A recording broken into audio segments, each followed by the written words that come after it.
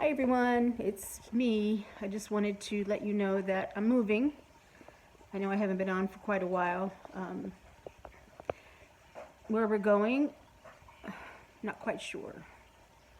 We had a contract on a house and the mortgage guy made a boo-boo and we lost the contract, but we still sold this house. So we're moving, and for a couple days we have to be in a hotel.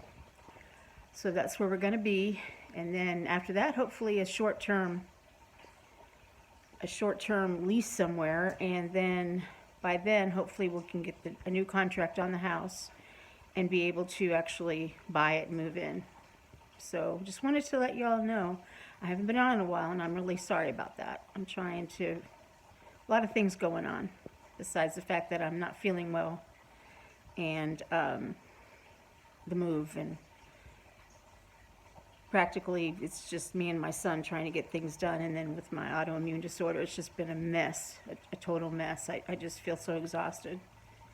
But anyway, that's another story.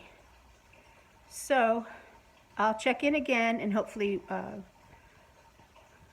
soon we'll have a new house to move into and I can share that with you. So I have boxes everywhere and it's really been a struggle.